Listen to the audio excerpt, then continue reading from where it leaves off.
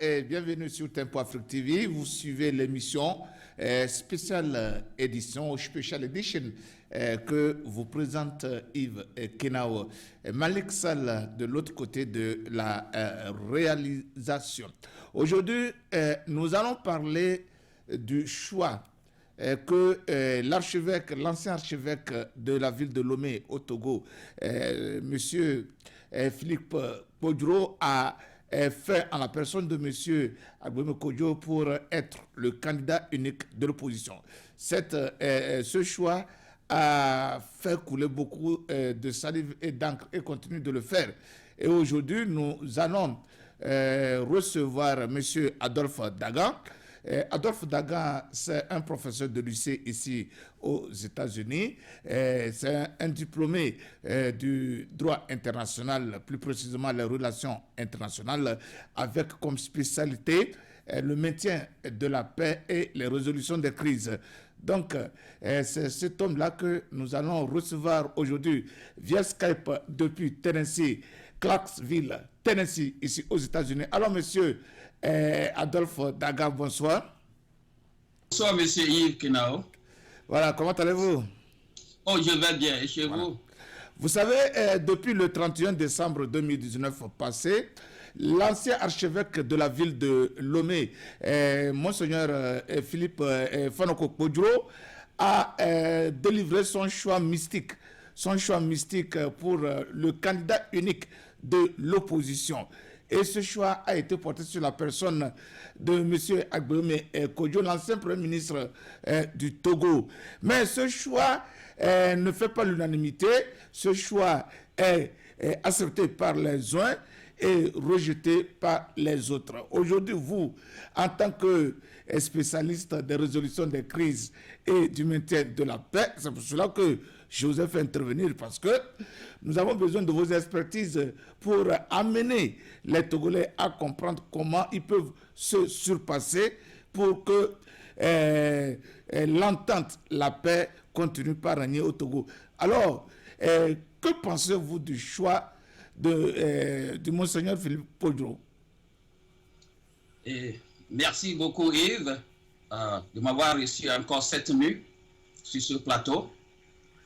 Et ce qui se passe actuellement au Togo, ce n'est pas facile à comprendre. Parce que Monseigneur Podro, qui tout le monde le connaît, il a lutté pour ce pays, il a vraiment souffert pour le Togo. Et il a lutté cette année pour que l'opposition trouve un candidat unique. Et cela n'a pas été facile. Et son choix porté sur Agboueme, je dirais qu'il ne s'est pas levé pour dire Agboueme, ta tête me plaît, je te choisis pour être candidat commun ou unique. Et il a fallu beaucoup de processus, beaucoup d'interviews et je dirais aussi beaucoup de prières. C'est un homme de Dieu. Bon, maintenant, la première partie de mon analyse va se baser sur la stratégie. La stratégie sur laquelle Monseigneur s'est basé pour choisir M. Agboueme Kodjo. Agboueme Kodjo que nous connaissons, qui a travaillé avec le père Eyadema Nyasingbe, et aussi le fils était arrivé au pouvoir il y a 15 ans. Il a connu le rouage de ce parti RPT Uni. Et stratégiquement, moi je dis c'est un bon choix. Parce que le problème togolais, ce n'est pas seulement celui qui est plus populaire, mais stratégiquement celui qui peut gagner les élections et prendre les élections, ou bien et prendre la victoire. Donc, Agboueme, il peut faire l'affaire, selon moi. Il peut faire l'affaire. Si vous regardez autour de nous, Bénin, au Burkina Faso, au Sénégal, tous ceux qui ont fait l'alternance avec travailler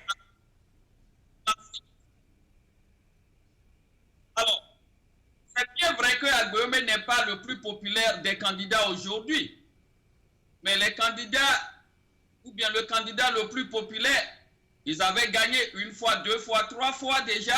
Ils n'ont pas pu prendre la victoire. Ils n'ont pas pu avoir le pouvoir.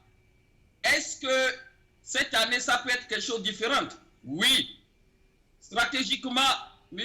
Podro, moi je dirais c'est Dieu qui l'a même inspiré, parce que je vais aller de ce côté après. Et il a fait l'interview de beaucoup de candidats. J'ai suivi les noms. Et même Dr Aimé Gogué qui était le deuxième. Mais parmi ces candidats, même si j'étais à la place de Monseigneur Podro, je dirais Agbeme peut faire l'affaire plus que les autres. Donc, si nous nous basons sur la stratégie de résoudre une crise, ce qui se passe actuellement au Togo, qui peut prendre le pouvoir et même négocier avec Fort ou bien l'ancien régime pour qu'il y ait la paix demain? Qui peut le faire? À qui même peut-être Fort Gnassingbé peut faire un peu de confiance pour dire ok, je te remets le pouvoir, mais je peux vivre dans la paix dans le pays. Moi particulièrement, moi j'aime la paix. Donc je crois que c'est pour cela que Agbeme a été choisi. Voilà, vous trouvez que c'est pour ces différentes raisons que M. Agbeme a été choisi. Voilà que M. Agbeme a été choisi, mais la grande l'opposition principale de l'ANC ne trouve pas cela de cette oreille, ne voit pas cela d'une bonne oreille ou bien de bons yeux. Alors, comment est-ce que Monseigneur Philippe Podro et le reste de la classe politique peuvent conjuguer leurs efforts pour que cette candidature unique soit une candidature profitable à l'ensemble de l'opposition togolaise? Alors, sans vous mentir, dire que Agbeme a été choisi alors que peut-être certains candidats sont plus populaires, ce n'est pas facile à accepter. Ce n'est pas facile, mais ici, il faut un devoir d'humilité et de l'amour pour nous, la population de ce pays, et pour les femmes qui souffrent, les enfants qui souffrent actuellement. C'est vrai que si tu es le plus populaire et que les gens t'appellent c'est toi, c'est facile de continuer je dirais, dans ce chemin. Mais pourtant, qu'est-ce que nous cherchons? L'alternance, c'est ça qui est la première des choses. Et secondo, nous voulons vraiment le développement de notre pays. Je sais que ce serait vraiment une pilule amère d'avaler. Pourtant, si nous aimons le pays et que depuis 30 ans, nos frères et sœurs ont commencé par lutter pour ce pays, nous avons souffert, nous avons perdu des années, nous étions restés à la maison. Aujourd'hui, il y a toujours des conséquences que nous vivons à cause de ce qui se passe au Togo. Ce n'est pas seulement le parti au pouvoir, mais c'est aussi à l'opposition de s'accuser. Donc actuellement, ce qui se passe, moi je crois que Agbeme doit frapper à la porte à tous les opposants, surtout M. Jean-Pierre Fabre, que j'admire beaucoup, pour dire que ce qui se passe actuellement, c'est vrai qu'il a gagné 2 fois de suite. Et ce n'était pas facile pour lui, il n'a pas pu prendre le pouvoir cette fois-ci, et c'est quelque chose de nouvel, quel que soit son passé, que les gens appuient. Donc, il doit faire cette démarche et nous prions les autres opposants de faire preuve d'humilité et accepter ce choix de Monseigneur Podro. Voilà, vous savez que c'est bien de faire le choix, que le choix soit fait par par Monseigneur Podro. C'est une autre chose que le peuple, que la population accepte le choix de Monseigneur Podro. Selon tes sources d'information, est-ce que la population, dans sa grande majorité, la population de Lomé, dans sa grande majorité, a-t-elle accepté la candidature le choix de Monseigneur Podro? Monsieur Yves, c'est très simple. Nous, la population, nous suivons les leaders.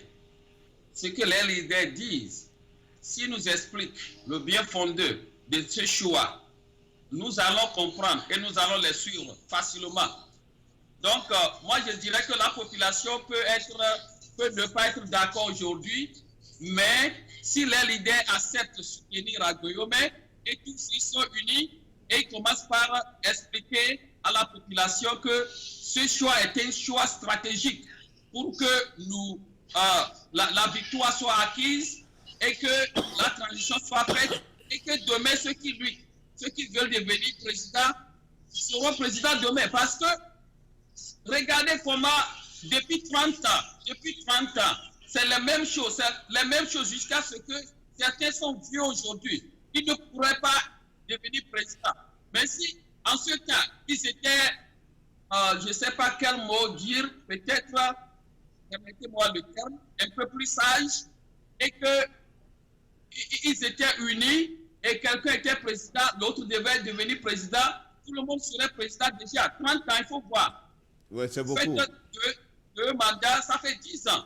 Donc, ça fait 3 fois dans les 30 ans. Donc, comme ils ne s'attendaient pas, regardez, nous sommes aujourd'hui ici et Adema tout gouverner et il faut continuer par gouverner. Donc, je crois qu'ils doivent vraiment tirer la leçon. La leçon, parce que 5 ans, c'est rien. 5 ans, c'est rien. Donc, ils doivent tirer la leçon pour que cette fois-ci, qu'ils se comprennent et la population aussi va les comprendre. Voilà, c'est bien, vous avez éclairci, vous nous avez donné beaucoup d'informations. Alors, est-ce que vous croyez que devant ce rejet par une certaine classe de l'opposition togolaise, est-ce que Monseigneur Kpodjoro se voit découragé? Est-ce que Monseigneur Kpodjoro se voit découragé par l'attitude de certains leaders de l'opposition?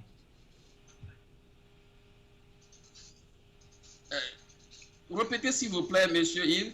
Je demande si devant ce rejet par certaines classes de l'opposition togolaise du choix de Kpodjoro, est-ce que Kpodjoro serait découragé quelque part d'avoir perdu son temps pour amener l'opposition togolaise à dégager un candidat autour duquel ils vont s'appuyer, ils vont se mettre pour gagner l'alternance? En tant qu'être humain, je crois bien que Monseigneur Kpodjoro peut être découragé, mais il doit comprendre que nous sommes dans un pays où chaque fois les gens disent si ce n'est pas moi, donc il faut que l'adversaire garde ça. Et depuis 30 ans, il a beaucoup lutté, il doit comprendre l'habitude du pays, bien de nos frères. Donc, il ne faut pas qu'il se décourage, qu'il comprenne que la lutte ne serait pas facile et son choix ne serait pas accepté par tout le monde. Et pourtant, moi je crois que c'est une mission qu'il a reçue de Dieu et qu'il doit continuer par le faire. Et il faut comprendre aussi que ce qui serait bon n'est pas facile. Ce n'est pas facile d'être fait. Ouais. Donc, il est sur la bonne voie.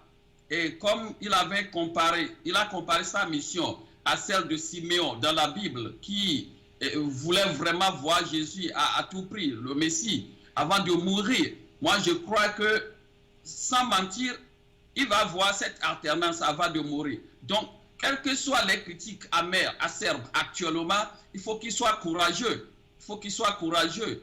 Et je crois que ceux qui sont d'accord avec nous, qu'on l'appelle, si moi j'ai même son numéro, je vais l'appeler pour l'encourager. Parce que quand tu fais du bien, les gens seront toujours contre toi. Vous voyez? Les gens seront toujours contre toi. Donc, il est sur la bonne voie, qu'il ne soit pas découragé, qu'il sache que vraiment ce n'est pas chose facile. Et d'ailleurs, il a travaillé pour Dieu, le bien qu'il faisait, les gens seraient toujours contre lui. Et dans ce monde, si nous qui faisons du bien, il faut voir combien d'ennemis on a. Donc, je dirais qu'il faut qu'il soit courageux. Voilà, je comprends. Nous restons toujours dans ce chapitre des élections présidentielles pour t'informer qu'aujourd'hui, on a un candidat de plus. Au Togo, ça fait au total 20 candidats. Le parti au pouvoir UNIR a investi d'une manière solennelle, enfin, plus ou moins solennelle, son candidat Faure Gnassingbé. Donc officiellement aujourd'hui, Faure Gnassingbé est candidat à sa propre succession pour une énième fois. Alors quelles sont vos impressions sur ce choix que UNIR a fait sur son champion de toujours? Et je suis vraiment en alerte sur le choix du candidat de l'UNIR. Même aujourd'hui au travail, je suis en train de voir qui est candidat et puis après tout c'est Faure. Bon, vous savez, Faure c'est un être humain comme moi, je n'ai rien contre lui, mais ce que nous voulons c'est qu'on a un cœur de changement de nos pays parce que partout où nous sommes, les gens nous appellent toujours Africains et Togolais. Même aujourd'hui, j'ai montré à mes élèves comment on pile le foufou, tout ça là.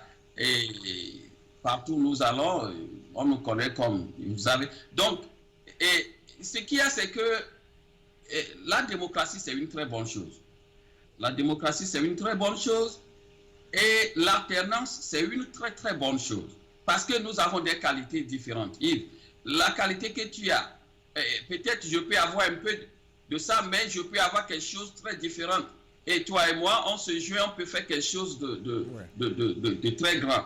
Donc, et personnellement, moi, avec mon cœur, je ne haïs personne. Et si j'étais à la place de Faure, je n'allais même pas poser ma candidature. Et si il m'appelait pour dire qui je peux choisir, je sais qu'il y a des gens de bon cœur dans son parti, et je peux lui faire la proposition. Mais regardez, il s'est présenté encore. Nous ne savons pas ce qui s'était passé, parce que normalement, un grand président, quelqu'un qui a dirigé le pays pour 15 ans déjà, et 4e mandat, il faut voir comment il s'est présenté. Il n'y a pas un grand congrès, qu'est-ce qui s'est passé finalement? Il y a quelque chose.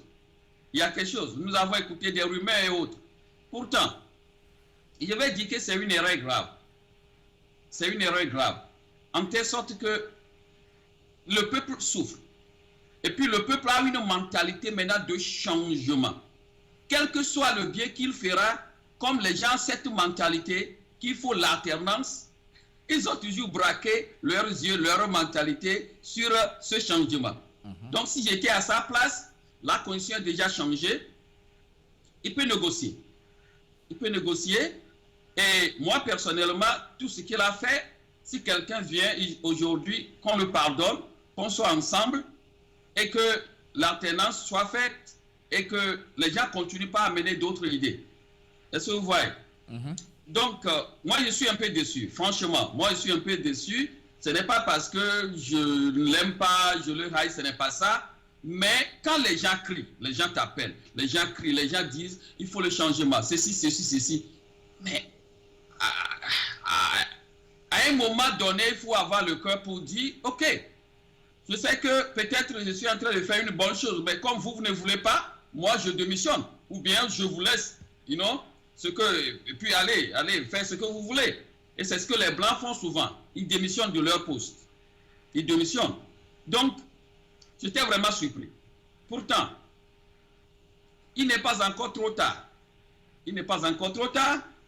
Agboyome là-bas, Faure sait pertinemment que si Agboyome venait au pouvoir, il n'allait pas l'emprisonner. Il ne va pas l'arrêter.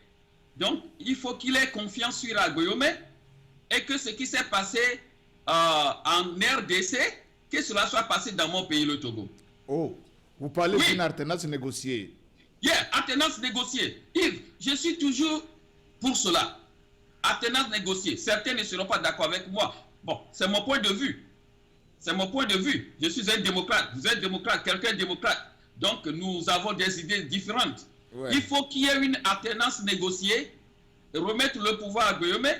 Je venais de suivre l'interview, un des interviews d'Agboyome. Il disait que il va gagner et puis il va prendre le pouvoir et puis ce serait une transition.